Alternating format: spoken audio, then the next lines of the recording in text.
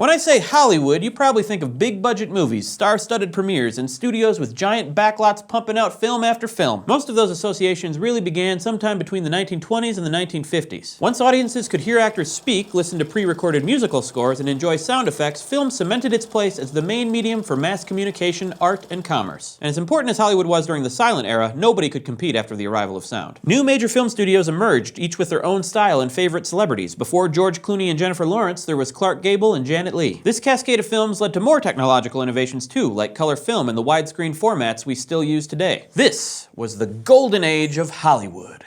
Hollywood, ba-ba-da-ba-da. Okay, I'll stop.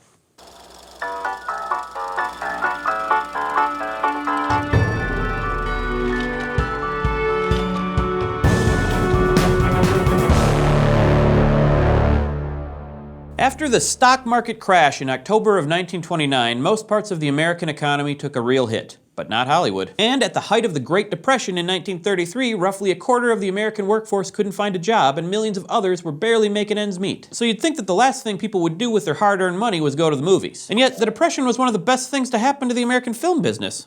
That's depressing. In fact, more films were released by the major studios during the 1920s and 30s than any other decade, averaging about 800 a year compared to less than 500 per year today. It was cheaper to go to the movies than a play or a concert, and cinema became a means of escape. As we've talked about, films are an illusion of reality, and that illusion was super attractive to people whose day-to-day reality was often pretty bleak. Genre films became more popular, things like gangster films, musicals, westerns, and screwball comedies. Anything to take people's mind off their own struggles and celebrate good old American values of optimism, resilience, ambition, and courage. At the height of Hollywood's golden age, 5 film studios ruled the town. All 5 were vertically integrated, just like the major studios of the silent era. They each had their own distinct reputations and focused on different kinds of films. First up, we have Metro-Goldwyn-Mayer, or MGM, which was the biggest studio in the 1930s. Louis B. Mayer ran MGM with his business partner, Irving Thalberg. Mayer was the savvy businessman of the two. He approved the budgets and oversaw the distribution and marketing. Thalberg, on the other hand, was a former producer and the mind behind the stories and actual production. Together, they made slick, big-budget musicals, comedies, melodramas, and literary adaptations, sparing no expense on sets, costumes, extras, and the biggest movie stars. Think of The Wizard of Oz, Gone with the Wind, and Mutiny on the Bounty. I'm talking opulence, people! Next is Paramount Pictures, which was known as the most European studio because they lured a lot of filmmakers away from Germany and the UK. They also gave these filmmakers more leeway to put their own stamp on movies, hits like Shanghai Express, The Sign of the Cross, and Morocco. Our third player, Warner Brothers, branded itself as the studio of the working class. They churned out low-budget melodramas, gritty gangster movies like The Public Enemy with James Cagney, and musicals set in the Depression like Footlight Parade with James Cagney. The fourth major studio was 20th Century Fox, which made its reputation thanks to its chief director and its most profitable star, not James Cagney. The director was John Ford, who won back-to-back Best Director Oscars for The Grapes of Wrath and How Green Was My Valley, while Shirley Temple sang and danced her way through a string of wholesome hits. And lastly, RKO was the home of the extremely popular Fred Astaire and Ginger Rogers musicals. Can I do a dance number, Nick?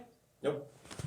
RKO also took a lot of chances, producing everything from Howard Hawks' screwball comedy Bringing Up Baby to the 1933 version of King Kong, and one of the most influential films of all time, Citizen Kane. Never heard of it. Now, all 5 of these studios dominated the production, distribution, and exhibition of films, for a while. But a U.S. Supreme Court case in 1948, along with the coming of television, signaled a major turning point. In the case, known as United States versus Paramount Pictures, the government argued that the major studios were in violation of antitrust laws. In other words, by owning both the production studios and the movie theaters, they were exercising an unfair monopoly and stifling competition. The Supreme Court agreed and forced the studios to break up their business, sell their theaters, and focus on just production and distribution. Hollywood continued to lead the global film market for another 10 or 15 years, but that near-complete control over the industry was ending. We'll talk a lot more about this next time. Now, the golden age of Hollywood saw some major technical leaps in the film business too, including color. Filmmakers have been experimenting with color since the dawn of cinema. The earliest techniques involved hand-tinting individual frames, a painstaking process that had to be repeated for each print of each film.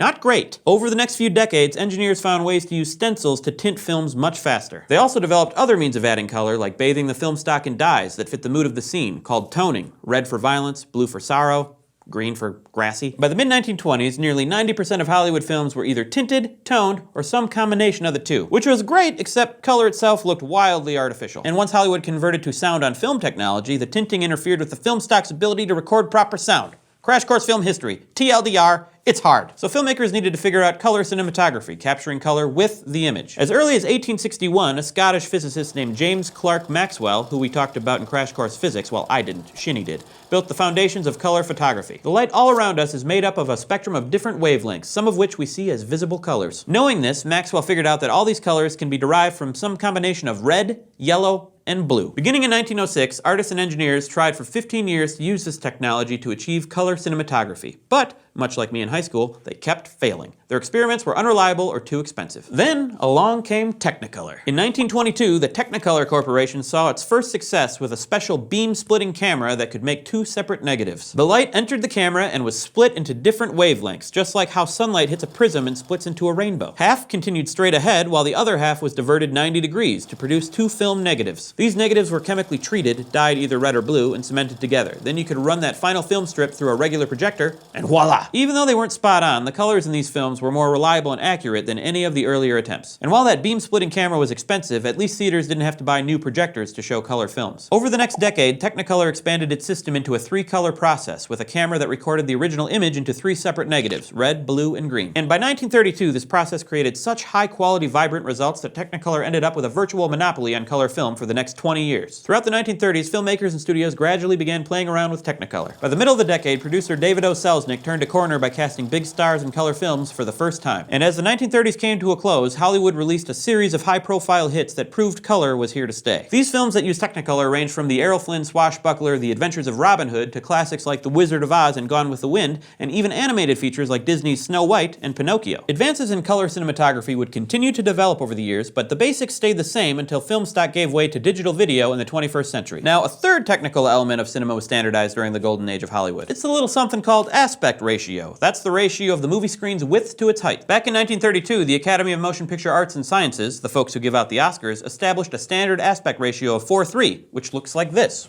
Also known as the Academy Aperture, this ratio isn't a square, but it's closer to a square than we're used to these days. That's because most movies we see today are shot in an aspect ratio of 16:9, which looks like this.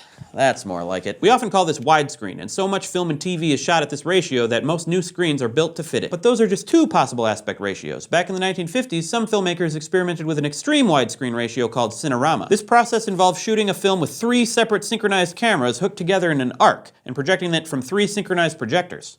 It's weird. The screen was shaped in a similar arc, kind of wrapping itself around the audience, you know, for a real immersive experience. And the final aspect ratio of Cinerama was about 8:3, which looks like this. The most famous film shot in Cinerama was the Western epic How the West Was Won. But, as you can probably guess, this process was too expensive and complicated to achieve widespread use. And it was bad for performers' necks. On the heels of Cinerama came CinemaScope. Rather than shooting with multiple cameras, CinemaScope utilized something called an anamorphic lens. This was a special lens for cameras that recorded a wider image but squeezed it laterally so that everything would fit onto standard 35mm film stock. When the film was projected, a similar lens attached to the projector would unsqueeze the image, expanding it back out and projecting it up onto the screen. The result was an impressive 2:55:1 aspect ratio. Audiences got their first taste of it in the 1953 biblical epic The Robe, and by the end of that year, every major Hollywood studio except Paramount was licensed to make CinemaScope films. Over time, the ratio was reduced to 2:35:1, and in the mid-1950s, the American film industry had almost entirely converted to shooting anamorphic widescreen films. It took some time for filmmakers to adjust to widescreen shooting. When you move from an aspect ratio of 4:3 to 16:9, that's a whole lot of extra room to fill. So what do you do with it?